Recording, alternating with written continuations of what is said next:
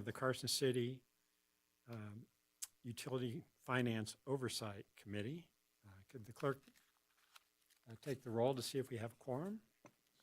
Chair Johnston, Present? Vice Chair Bathgate, Member Turchek, Present. Member Connect, Member Johns. A quorum is present. Thank you. Item 3 on the agenda. We do have a quorum, I should say. Item 3 on the agenda is public comment. Are there any members of the public present who wish to address the committee? Let the record reflect there are none. Item 4, for possible action, approval of the minutes. And this is approval of the minutes for the April 2, 2024 meeting. So just slightly over a year ago. Do we have reviewed those minutes? Do we have a motion for approval of the minutes? I move to approve the minutes. I second. We have a motion second. All in favor say aye. Aye. Aye. Opposed? The minutes are approved. Item 5, the public meeting items. Item 5A, for possible action, discussion and possible action regarding electing a chairperson and vice chairperson for the Utility Finance Oversight Committee. As I understand it, I am termed out. I think the instructions from the Board of Supervisors is to have chairs serve for 2 years and have rotating, the chair rotate among committee members. Am I correct in that? Adam Tully, Deputy District Attorney. That's aspirational. Aspirational. Okay. Meaning it's not always observed, Mr. Tully? Meaning not binding. Not binding. Yeah. Well, we have before us, and I am. Do we have any? Let's take chairperson first, and I guess I should also ask: is it acceptable to nominate members not present to serve? Mr. Tully? I suppose you can, yeah. Guess we wouldn't know if they were inclined to decline, though. So. Yeah, and for the record, Andy Hummel, utility manager, Jim Bathgate is no longer on the committee, so we definitely need a new vice. Okay. Yeah. And I guess that's another question I have. Do we know who's about to term out?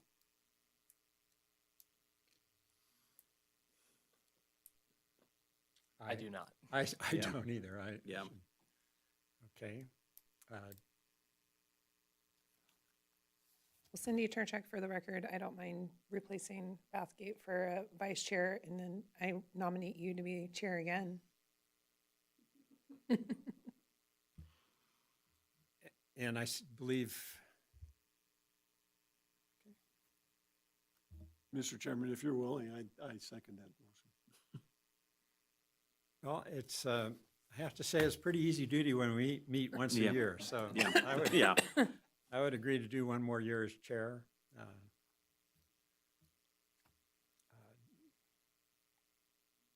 We have a motion and a second. All in favor, say aye. Aye. Aye.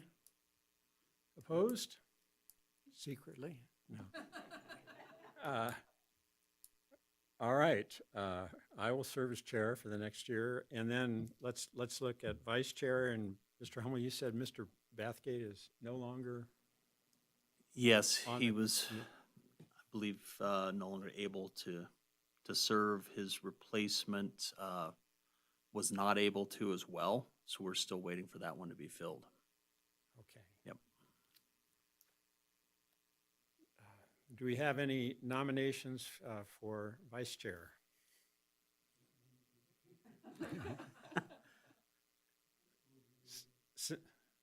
Cynthia? Cynthia Turchek, for the record.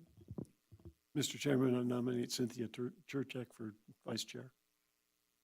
I would second that nomination. Any discussion?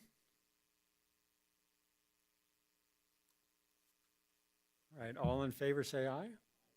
Aye. Aye. Opposed? None? All right, so we have a chair and vice chair for the next year, and thank you, Cynthia, for agreeing to serve as vice chair. Item 5B on the agenda for possible action discussion and possible action regarding the tentative fiscal year 2026 wastewater fund budget, its compliance with adopted financial policies, and a recommendation to the Board of Supervisors regarding the tentative wastewater fund budget for fiscal year 2026.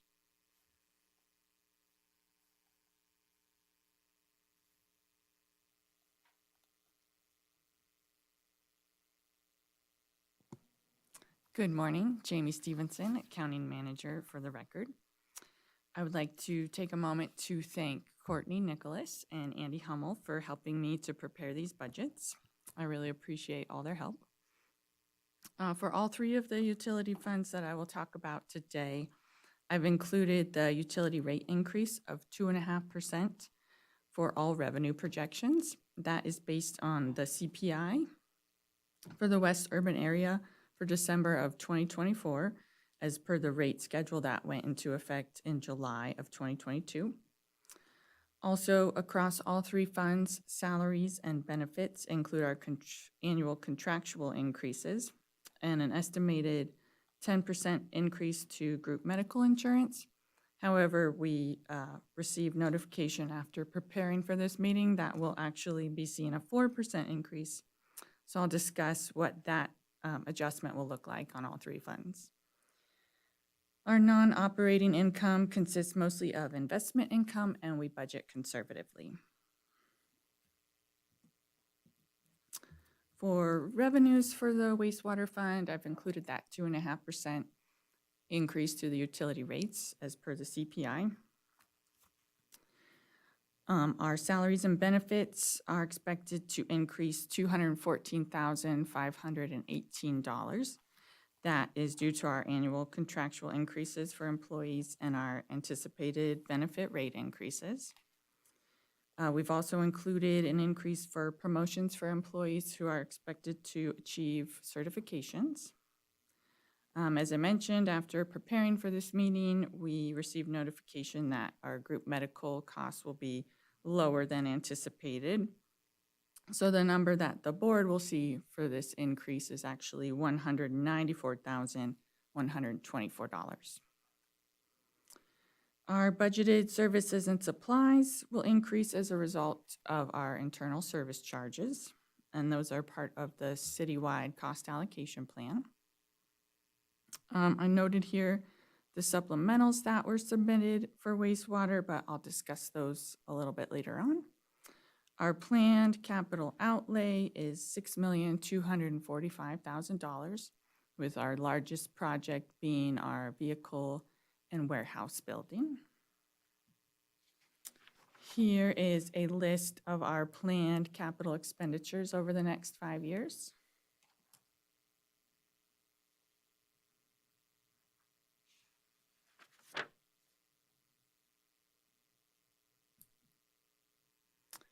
And then for our wastewater utility fund budget for 2026, we meet all of the city's adopted financial policy requirements. Our line graphs represent our financial goals, and the vertical bar graphs represent our projected cash balances. Based on industry standards, the operating reserve is 30 to 45 days minimum of operating expenses. Our capital reserve goal is calculated as 2% of capital assets. Our system reinvestment funding goal is equal to depreciation and amortization. Our debt to equity ratio goal is at least 50-50, and our debt service coverage ratio is 1.0 or above. So each year when the UFOC meets to recommend the tentative budget for approval, we know there will ultimately be some changes made by the time we get to the final budget. So I thought this year I would tell you what those are. We've had supplementals submitted for chemicals for $50,000, to power for $250,000, and to phone service for $14,000. There are 2 supplementals for positions. There's an additional 50% of a position for operational technology systems administrator and 15% of a compliance officer, which would increase salaries and benefits by $88,595. And if we added those positions, they would need vehicles, so then we would need to add $41,250 to capital. So if all this gets approved, then we would need to reduce our infrastructure capital account by about $100,000 to ensure we still meet our financial goals. I have a copy of what that budget would look like if anyone was interested. And that's my presentation for the wastewater fund. And before we move on to questions, if I could, a little bit of clarification on those 2 positions. The operations administrator position that will exist within our electrical group to assist in the SCADA programs, making sure that's the administration and security side of that is being taken care of, that make sure all our, security patches are in place, things like that, that licenses are up to date with the software, all those programs are administrated correctly. That was also one of the recommendations. We did a Department of Homeland Security CISA audit, so basically internet and cybersecurity audit this last summer and fall. That was one of their big recommendations, especially with all the cybersecurity issues. You hear more and more that we have somebody full-time watching those, and the utilities are the lion's share of the user of those programs. And then the second one, the compliance officer, originally that was budgeted to be, I believe it was 20% between wastewater, 20% water, and 20% landfill, or not landfill, but streets. And then the remaining would be the landfill fund. The street side is a general fund. That's a very tight program. That one is a little in flux as to what those final percentages will be. We may see that be a little bit higher to the utilities and landfill as we get closer to the final budget. But that one again would be more code compliance, water wasting, specifically for the utilities, backing up environmental control if it's a code issue, and then assisting those other 2 programs as well. Can we ask questions now, or? Any questions from committee? Ms. Kurzak? Just Cindy Cherchak for the record. So just to clarify, these are new positions? Yes, they are. Okay. Yep. And then quick question about current employees. What is your current vacancy rate? Current vacancy rate, we are currently hiring for 1 water operations technician and 1 sewer technician. So we're 10%, 2 out of, or 5%, 2 out of our total of 40. Great. Yeah, much better. Mr. Johns? Any questions? I had a few, and you, Jamie, in the, at least in the package, there was a fiscal summary for enterprise funds. Could you put that up? It was nice to hear that that your benefits number is coming. You said healthcare is a little less than what was shown in the packet materials, like 214,000 or 194,000.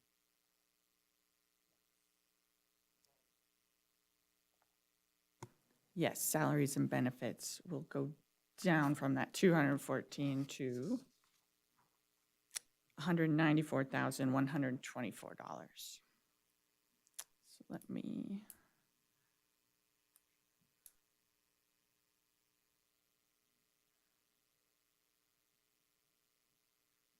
And while you're pulling that up, what was the CPI?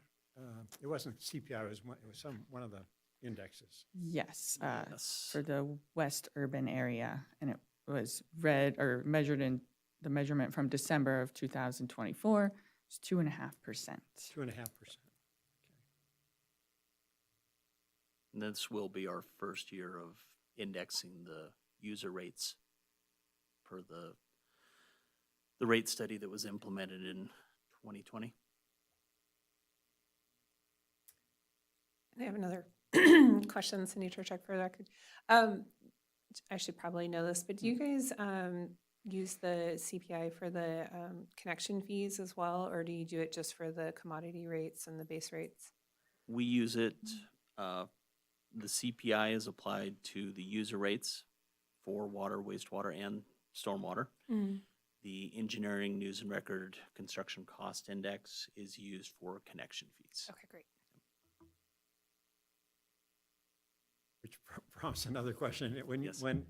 With respect to rates, is that applied across the board or is it just, okay, we're going to raise revenue 2.5%, and then you go through a rate design analysis to decide where you're going to get that 2.5%? Across the board. Yep.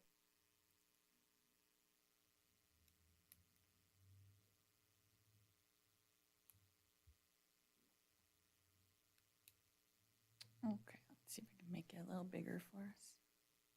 Oops.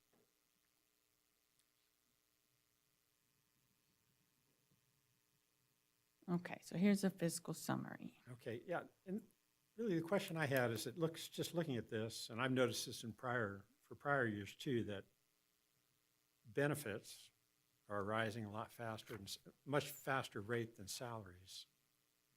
And do you see an end in sight to that, or how's that going to work with a 2.5% increase? Does that work? Are sales going up? Are customer counts and gallons of water sold going up? I just come from a background as many, many years ago where I spent 6 years setting rates, and and I understand the basic concepts where you determine the dollars and you divide dollars by units and you get rates. And I guess that just is of concern to me, and it's bigger obviously than the enterprise funds for Carson City. But how does this pencil out if you have benefits? It looks like it's for 25, 26 pushing 40% of 40% of salary plus benefits. So salary 60, benefits 40. This is Sherry Russell, CFO. I do understand your concern. We're very concerned as well. PERS rates just keep increasing. I think 2 years ago it went up 3%, and this year it went up 3.75%, which is big considering it's at like 39.75 of the salary now. So that's what we pay to PERS. That's just retirement. And then healthcare, we got lucky this year. We were expecting 10%. That was our original budget. And then it came back at 13%.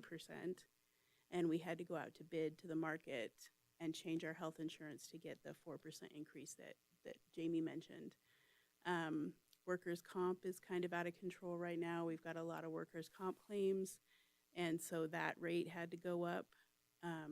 So we're very concerned, but we're hoping in the future that it will slow down a little bit. I'm actually thinking PERS is in a position where they're going to overfund themselves in a few years. As interest rates increase, they'll have a larger discount rate, so they'll end up overfunding PERS, and they'll have to back off on what we're contributing. That's what I'm expecting to happen because they're 75% funded, PERS is. So these huge increases just don't match what they're doing. So as soon as interest rates go up, they're going to end up being in an overfunded situation. So I'm really hoping in a couple years here, it'll calm down a little bit. And if it doesn't, we'll be back to the drawing board doing rate studies, or we'll be with the unions talking about discounts to benefits.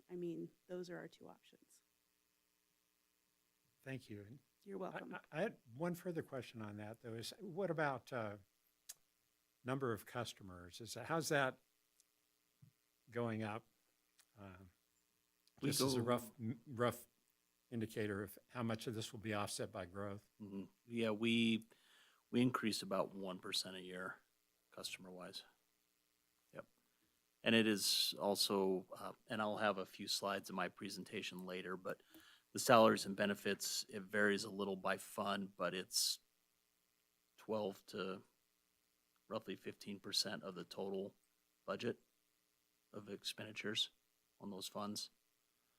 Whereas the rest is capital outlay, bond payments, service and supplies.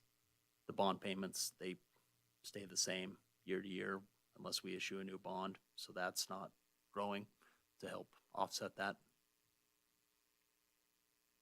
Thank you. Any further questions from committee members? Hearing none, do we have a motion on this item?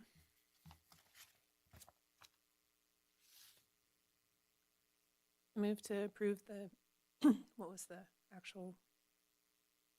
So I think we'd be, and Mr. Tully will correct me if I'm wrong here, I think we're moving to approve the Board of Supervisors, we're moving to recommend the Board of Supervisors approve the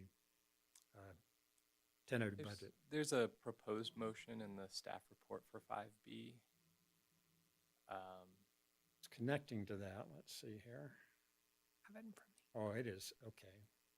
It would be to move to acknowledge the tentative wastewater fund budget for fiscal year 2026 is in compliance with the adopted financial policies, and to recommend the Board of Supervisors approve the tentative wastewater fund budget for fiscal year 2026.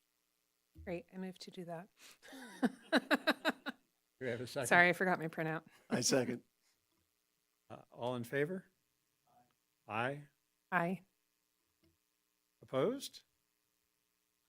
All right, the motion is approved. Item 5C for possible action, discussion and possible action regarding the tentative fiscal year 2026 water fund budget, its compliance with adopted financial policies, and a recommendation of the Board of Supervisors regarding the tentative water fund budget for fiscal year 2026. Jamie? Thank you, Jamie Stevenson, Accounting Manager for the record. For our water fund, we've included the 2.5% based on CPI to our utility rates.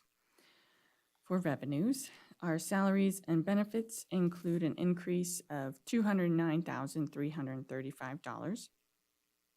But with that insurance reduction, we're going to be looking at $188,845 for that number. This includes our contractual increases and our anticipated benefit rate increases, as well as promotions for employees who are expected to achieve certifications. Our services and supplies had a slight increase as a result of our internal service charges.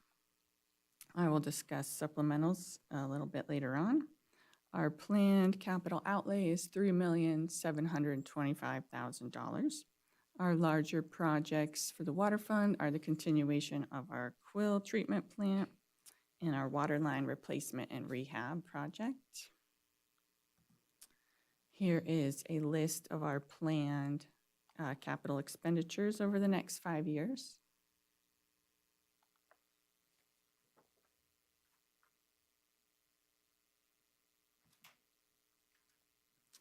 And our water fund budget meets all the city's adopted financial policy requirements.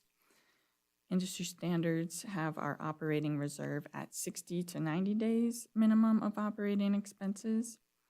And for the water fund, the supplementals that will be submitted to the board are for water meter service for $125,000 for meter replacements, to power for $43,000, and to phone service for $12,000. There are also the two supplementals for the positions. They're the same two positions we discussed for the wastewater fund. It'll be the other half of the operational technology systems administrator and 15% of a compliance officer. That would add an additional $88,595 to salaries and benefits. And then if those positions were added, we would need the vehicles for those positions. So $41,250 would be added to capital. And then if all this is approved, we would need to reduce our infrastructure capital by roughly $100,000 to ensure we still meet our financial policy goals. And that gives you an idea of what that budget would look like if all that was approved. I also have copies of what it looks like if you'd like to see. And that's all I have for water. Thank you. Any questions from the committee members? Andy, if you could, what's your failure rate on their meters with the new radio reading system? We are currently about 300 a year that are failing. We're starting to see get into that 15 to 20 year time frame on our oldest ones. So we want to get ahead of that. Okay, and Yep. you're upgrading the radio read now to cell phone, as I understand?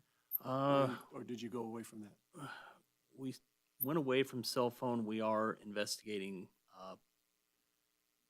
staying with radio, but a centralized reporting where it would, instead of having to drive by each one, it would be Right. able to pick them up remotely. Right, okay, thank you. Any further questions? And I have no questions on this one. Do we have a motion? Yes.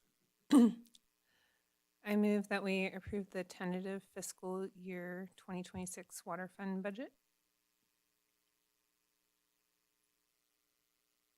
I second. All in favor? Aye. Aye. Opposed? Second on discussion. If we could also get an acknowledgement that it's, the budget's in compliance with the city's fiscal policies. Ms. Turzak, could we amend your motion then to acknowledge that the tentative water fund budget for fiscal year 2026 is in compliance with the adopted financial policies? Yes, I can. I move that we approve the tentative fiscal year 2026 water fund budget, and it's in compliance with adopted financial policies. And then do we need to do the recommendation and recommend? Okay, got it. I second the motion as amended. All in favor? Aye. Aye. Opposed? The motion is approved. Item 5D, a discussion possible action regarding the tentative fiscal year 2026 stormwater utility fund budget, its compliance with adopted financial policies, and a recommendation to the Board of Supervisors regarding the tentative stormwater utility fund budget for fiscal year 2026. Jamie? Thank you, Jamie Stevenson, Accounting Manager. Okay, for our stormwater utility fund, we've included the 2.5% per CPI to our utility rates for our revenues. Our salaries and benefits, we have increasing at $91,770. But with that insurance adjustment, we will see $87,863 for that number. Our increases include our contractual employee increases and our anticipated benefit increases. This fund will also have planned promotions for employees that have been included in those numbers. Our services and supplies are expected to increase by $26,212, and that's mostly a result of our internal service charges for fleet maintenance. Not only has the per unit cost for fleet maintenance gone up, but the number of vehicles in the stormwater fund has increased. In fiscal year 2025, we have 21 units at a rate of $1,152 per unit. And in fiscal year 26, we're expecting 31 units at a rate of $1,605 per unit. I'm sorry, our planned capital outlay is $1,550,000. Largest project there is the Bowers Lane Storm Drain Project. And we have a list here of our 5-year planned capital projects.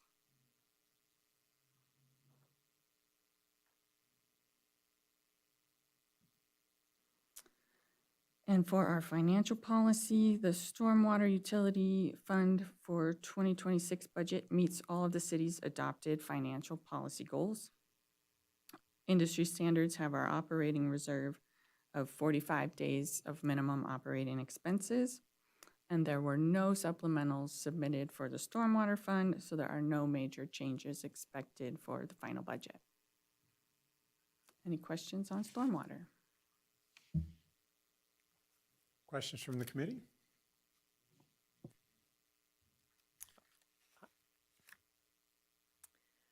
I move that, Oh, excuse, Sorry. I did have a couple, so just on, and maybe this would be better handled down the agenda here.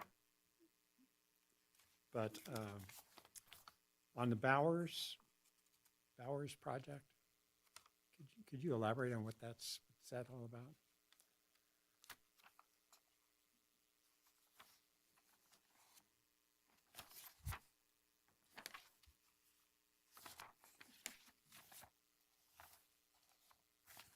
That one, from the limited amount I've talked with the stormwater program manager on that specific one, the initial year will be the design and study for that one, that 750,000. A lot of analysis, but then that one, it sounded like there was gonna be a lot of piping improvements that they need to do in there.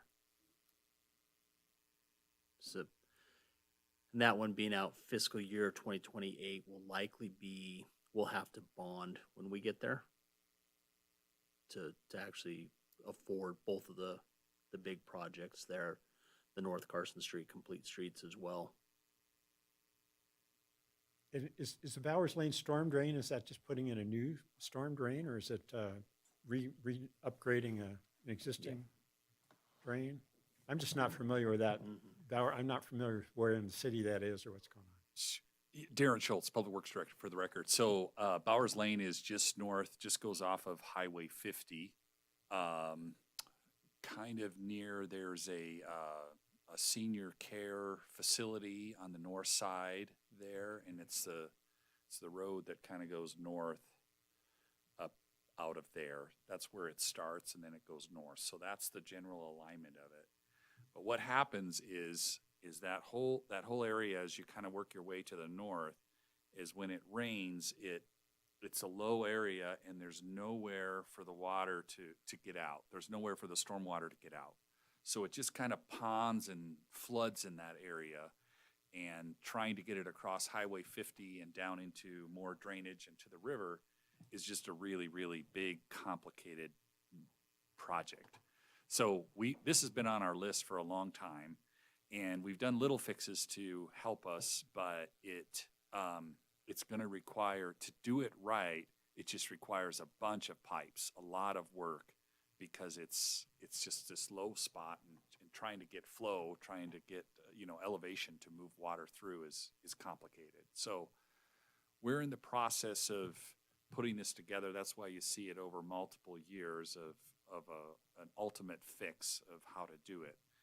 I will tell you that when we get big storms, that we'll have pretty easily, not maybe on a medium-sized storm, we'll have 12 to 18 inches of water, standing water, out in that area, and it just closes. The residents are used to it because it's always been that way. So they all have sandbags, and they all know we're coming and we're gonna clean it out. But it's just kind of that part of town that's just been neglected for a while, stormwater wise, and we'd really like to. And so, Mr. Schultz, this is going to require coming under Highway 50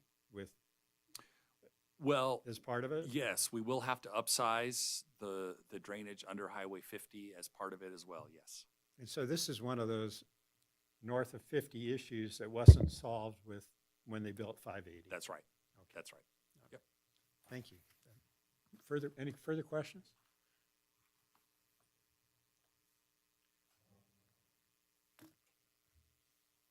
Okay, and maybe I'll just state this and ask if we could get a motion, because since I have it in front of me. We'll get this right, Adam, eventually. I move to acknowledge that the tentative stormwater utility fund budget for fiscal year 2026. This is in compliance with adopted financial policies.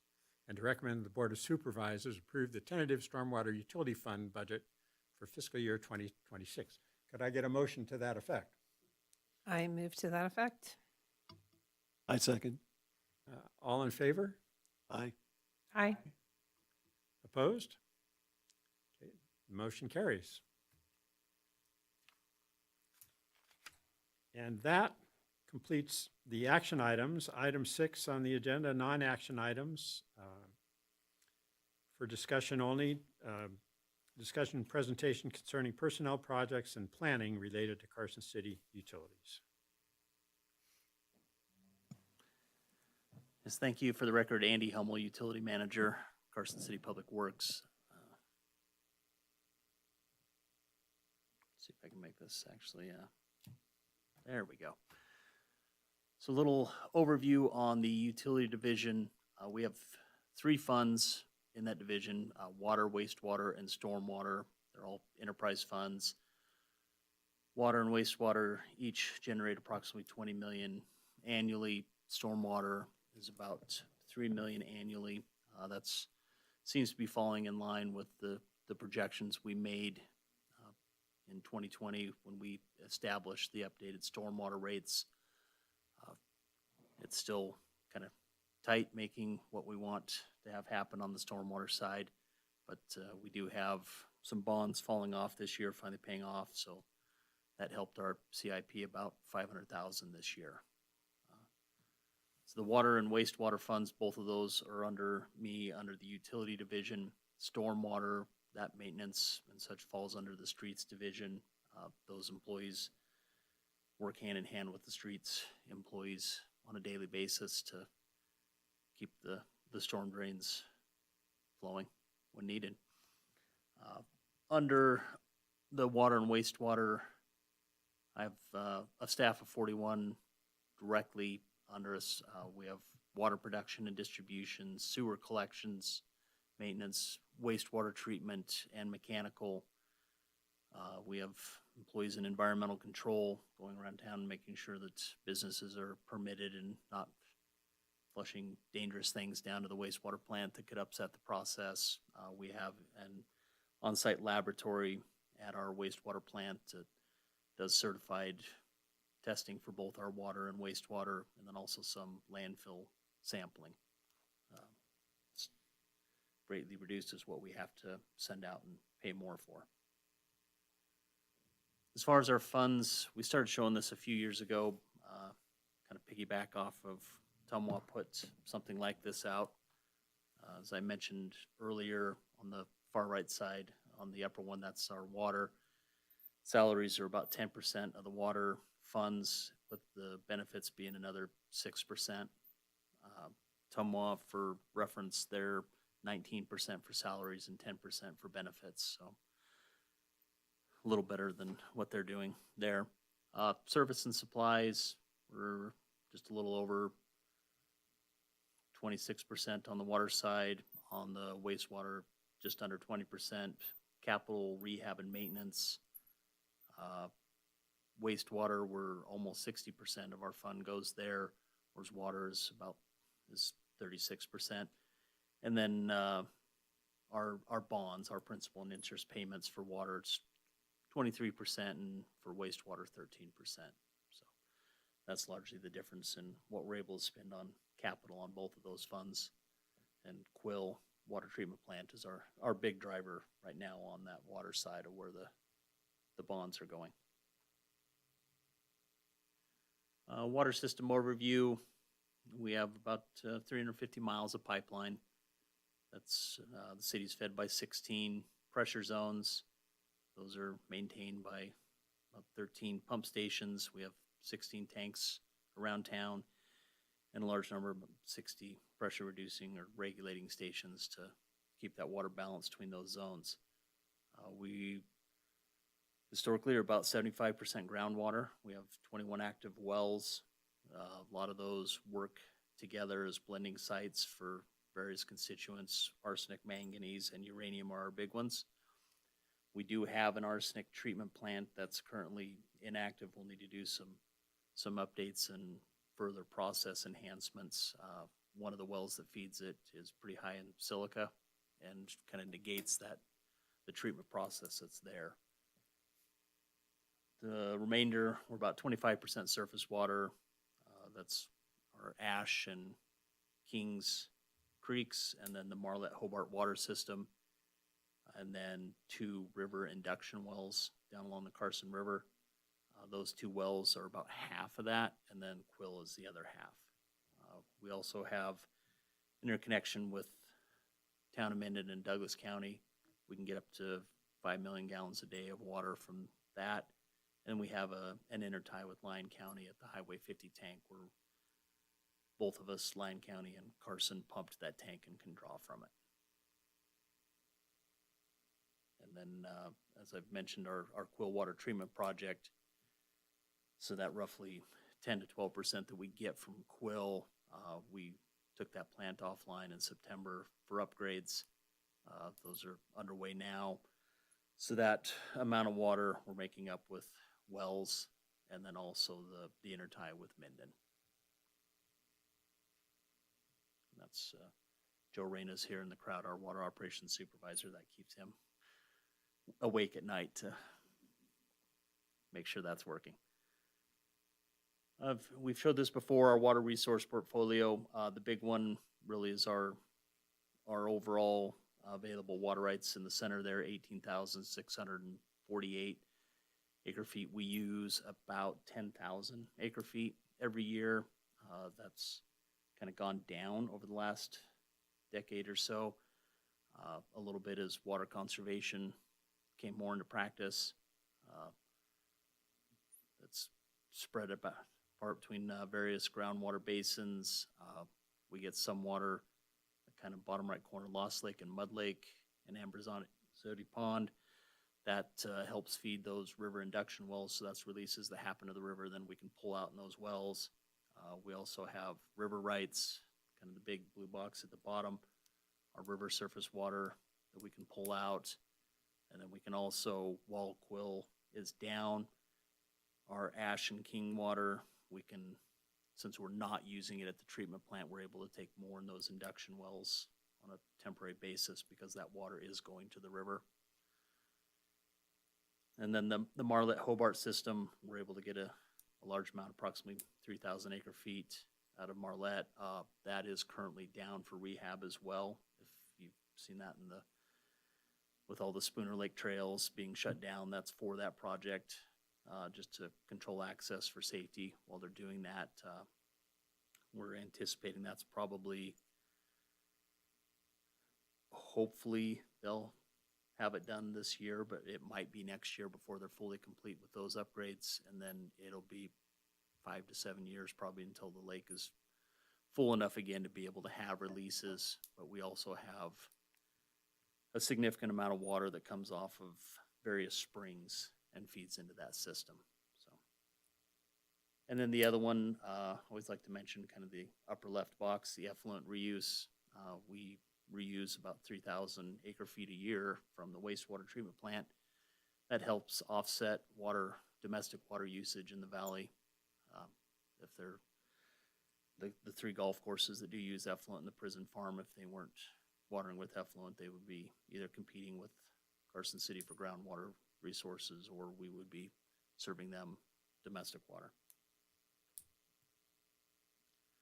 Our demand trend, as you can see, is just kind of tapering down. This last year, we were just over 9,000 acre feet.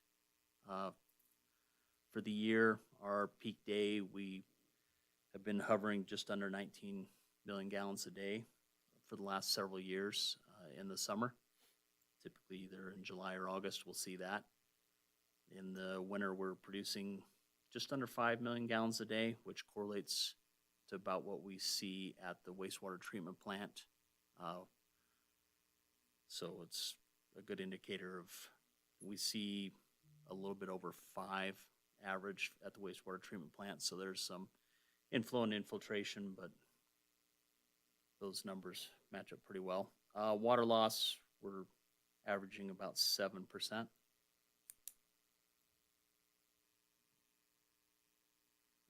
And then this one I threw the drought monitor. It was kind of a dry winter, although this has improved with the March we had pretty significantly. We're kind of, for Carson City, in between none for the monitor and just the first level of abnormally dry. So we're still in pretty good shape from the winter we had in 23, and the last couple of years have been fairly decent as well. And onto the wastewater side, this is a slightly simplified graphic compared to the water one, but I came up with this one, and my predecessor on the water side came up with the other one, so he maybe was a little more artistic. But the city maintains and operates. We have a citywide collection system. We have one treatment plant, and then a reuse system to dispose of the water once it's treated. We have about 320 miles of collection system pipeline. There are 5 pump stations around the city, 4 of them at various sites around the city, and 1 right at the wastewater plant, our wharf water resource recovery facility on 5th Street. That is our only treatment facility in Carson. We can treat up to 6.9 million gallons per day permitted at that facility. And then once it's treated, as I mentioned, we have about 24 miles of reuse pipeline to the 3 golf courses and the prison farm. We store at a reservoir up in the hills, Brunswick Reservoir, in the winter, and then that feeds those sites all summer. As far as trend on the treatment side, we had a peak year in 2023. You can kind of see on the chart we had one in 2017 as well. With that, the big winter we had that year too. We tend to see higher inflows in the wet years, just more small leaks into the system, kind of death by 1,000 paper cuts kind of analogy, but any joint that might leak as that groundwater comes up does, and so we see more water coming to us. In 2023, we saw 5.63 average for the flow for the year. This last year, 2024, we were reduced down to 5.26.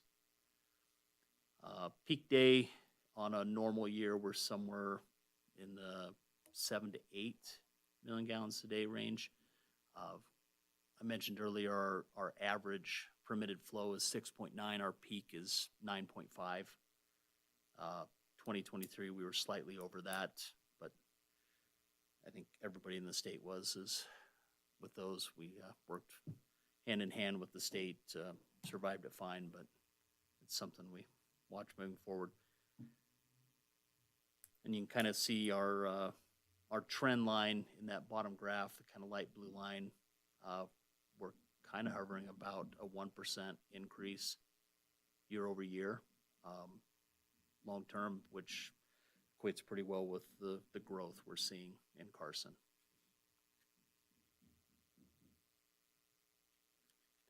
And capital projects and planning, our big one right now on the water side, our Quill water treatment plant. As I mentioned, that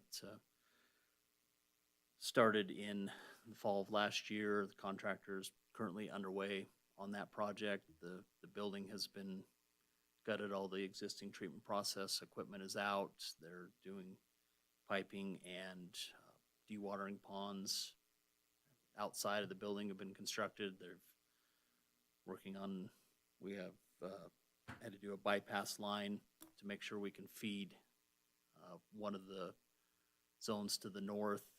That's been completed and about ready to go back in service for the summer. And then now it's a matter of building everything to get ready for the new equipment and waiting for it to arrive. So, we're currently working on a master plan update for our wastewater plant, the wharf. We recently completed a water model update on the water side, as well as our water conservation plan, updated that this last summer. Lead and copper database, we had to submit an online database to NDEP in October last year. That was completed. Over the winter, the picture there on the upper right, our well 5, we rehabbed that well. We're getting ready to do water and sewer replacement on Menlo Drive off of Airport Drive or Airport Road. We're currently finishing up a CIPP, a cured in place pipe project on Lampa Lane.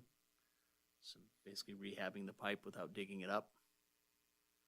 And then we also, over the winter, the kind of middle picture on the right are dewatering building, the big multi-story brick or block building that you see right at the main entry gate off of 5th Street. That's where we dewater the solids, basically use a centrifuge to shake the water out of it and get it drier so we can haul it to landfill. But just years of occasional leakage on that floor, it kind of spalled the surface layer of the concrete. So we had to go through and chip out old concrete and rehab that. That's a picture of the concrete chipped out there. We're currently rehabbing our screw pumps at the inlet of the plant. That's a picture on the bottom of one of those. It's roughly 4 feet in diameter, I believe, on those to give some scale. But we had 3 that were installed in the upgrades that we did between 2013 and 2017. And then 1 was an original. We went in and replaced that original one. And then the other 3, we were starting to see some coating wear. That's a picture of the coating wear there. So we pulled those 3 one at a time, and we've sent them off, had them sandblasted and recoated. The metal underneath was still in great shape. So just a recoating, put them back. We're finishing up the last one right now on that project. Jamie mentioned earlier the wharf warehouse building. That one is, the design is complete. We're ready to go to bid once we have the funding to do that one. And then our tank rehab program, this is one that we had to stall a year to make sure we had the funding for Quill. That is reloaded, and we'll be going after rehabbing our Tanstaffel tank in the north area of town this coming fall, winter. A little more on our Quill water treatment plant upgrade project. Construction contract Resource Development was our low bid contractor on that one, just under $23 million. For that, Loomis Engineering and Jacobs Engineering are the design team. As a reminder, we're going with a package filtration, so clarification and mixed media filtration, and then UV disinfection. Currently, we were solely bleach for disinfection. We'll still have to add a small amount to maintain residual as that water goes out to the system, but the bulk of that effort, the disinfection, will happen with UV. The plant capacity, once this is completed, will be 4 million gallons a day. With the piping is being installed to make sure it's a matter of basically buying another filter train when we're ready to expand it to 6. And as I mentioned a little before, timing-wise, we tried to coordinate this with our Marlette Dam rehab project. You can see the aerial view there on the left side of it. You can see Marlette Lake in this area here. But then the springs that I mentioned, we can also get water basically along this section of the pipeline. The state has done improvements to those spring sources over the last decade or so to capture as much water as we could out of those, which has helped as well. And that concludes my update for this year. As always, it's kind of a complex and dynamic water and wastewater system. We've kind of jokingly started referring ourselves to as a one water, that it's all related. But we've been lucky that we have a diverse water portfolio to, especially with the Quill project happening, that we have other sources we can rely on while that's happening to make sure we can serve our customers. Any Questions from the committee? Andy, what's the timeline on the Quill completion? It's gonna be mid to fall of next year, we're thinking, to when they're completed, like with everything. Yeah. We're hoping to be in startup and testing for summer of next year is the hope. Just kind of depends on availability of materials, and we're having fun with the tariffs right now, things like that. I have some questions, Yeah. Cindy Turchek for the record. So bringing up tariffs and fun changes. So I noticed in the presentation that Jamie did, you guys basically are not planning on being able to get any grants or funding for the next fiscal year. Is that basically your plan moving forward, just self-funding? I mean, you have a lot of big projects coming down the road, so I was just curious if Yeah, that's the plan. and we have applied for other grants. Like, for instance, just this last year, we applied for a Bureau of Reclamation grant to go after a mass replacement of meters, and were rejected on that one. But yeah, nothing is planned for this coming year. But if we do see something, we'll go after it. We're hearing a lot of kind of reduction in that grant funding, so Right. we're trying not to get our hopes up. Yeah. Okay. Next question I had, I didn't see anything in your presentation about PFAS. So I was wondering, I'm assuming, and that I remember before, that you guys have been testing before. And I was just wondering what your levels are and what your plan is for that moving forward. Yeah, so with the current UCMR requirements, we will do expanded testing in 26 and 27, and depending on what that finds, if any is found, we'll be on an aggressive or more aggressive testing schedule, and if not, it's more relaxed as to how often you would test. The limited amount, or the current amount of testing that we do, we have not found it in the water yet. Great. So we're hopeful that stays that way, but the new regulations do lower that limit of that they will, consider a fine. Yeah. So, Okay, so you're not, yeah, it's a moving target. right, Yep. but I was just wondering if you guys knew that if you were going to meet that lower target or lower level. Yeah, we're hopeful that we will, but Okay. that also expands the number of sites that we go look at. So yeah. Okay. Yep. And then you mentioned that your water loss was 7%. What is your trend with your water loss? It bounces a little. We've seen, we had one year that was like 4%. And then we've had like 11% one year. Okay. Yeah, so it bounces a little.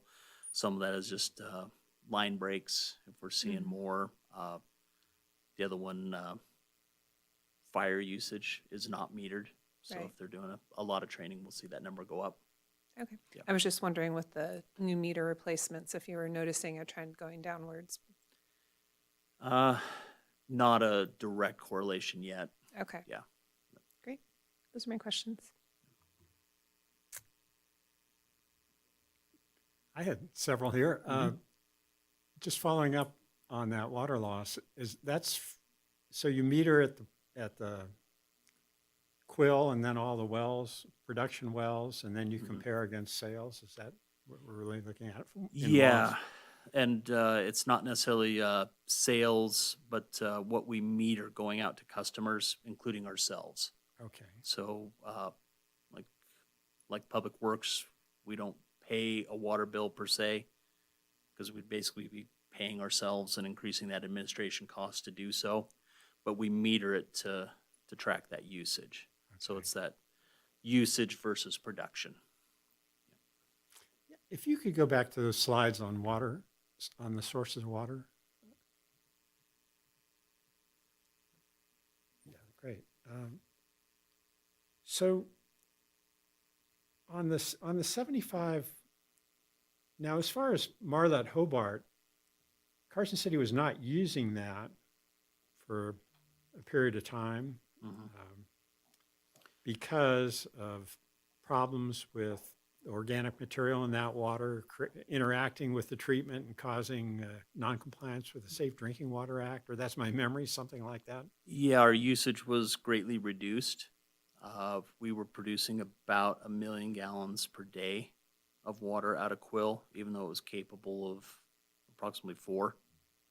And that was largely algae out of that Marlette Hobart system, especially from Hobart, that would reduce the existing process was a diatomaceous earth, so essentially a pool filter, where it's using a slurry of really fine material that filters out, various, debris, sediment, whatever, but it doesn't work very well with organics like algae.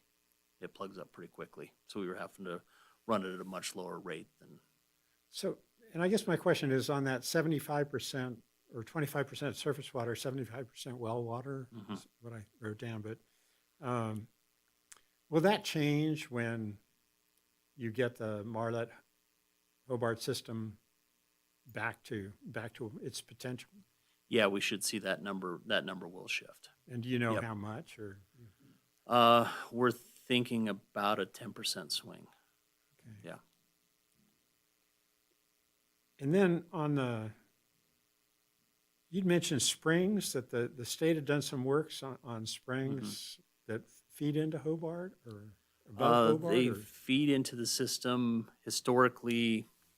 Let's see if this will come on.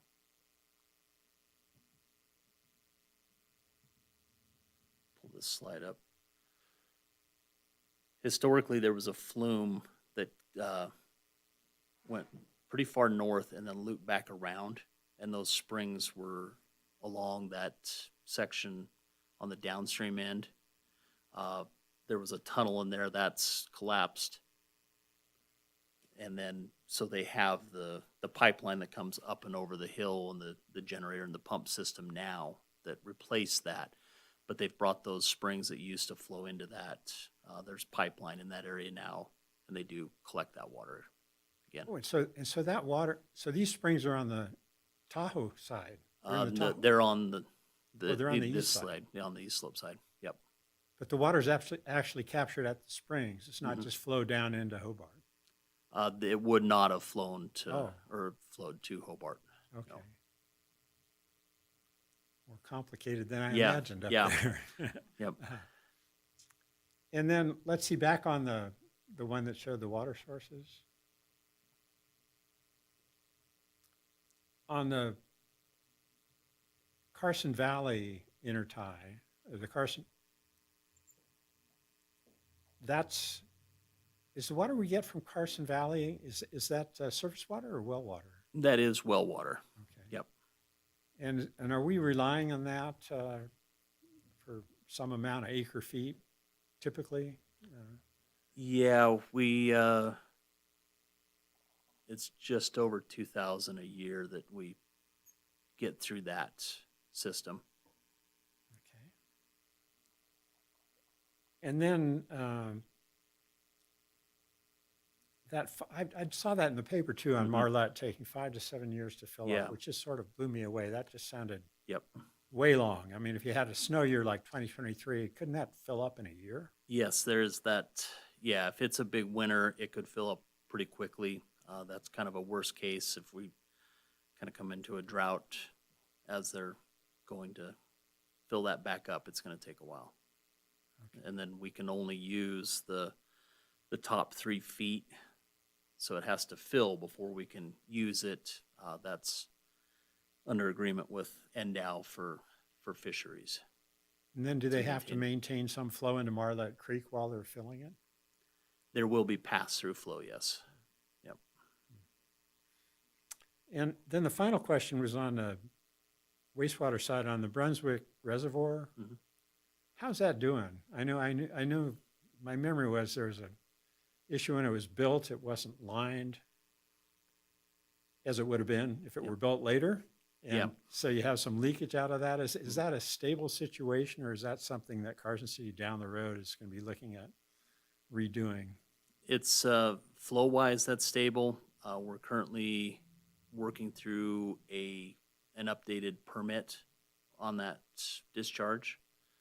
Depending on that and our ability to continue to meet river standards in the future, that could affect whether we need to finally look at lining that reservoir or doing something different. Can I ask- Thank you. Can I Ms. ask a Perkins? question about Mhm. that? Yeah, Yes. Cindy Turchek for the Yep. record. Do they let you count that as part of recharge for your groundwater? We do have a permit on those rights, Okay. but it is downstream in another basin, so we can't use it for that, for the induction wells. But that has been contemplated in the past of doing an induction well somewhere in that zone and using those possibly. Because I'm assuming the quality is good enough that they're not giving you a hard time because of percolating down through the basin, right? It's a matter of you're not getting as much out for being able to use effluent reuse because it's percolating. into the Yeah, right reservoir. now we're pretty balanced on what doesn't leak that we can use for reuse versus our reuse customers. But you So, could be yeah. using more if if Yeah. it wasn't if it wasn't. And also yeah. have to find somewhere to put them. Yeah, yep. Okay. Yep.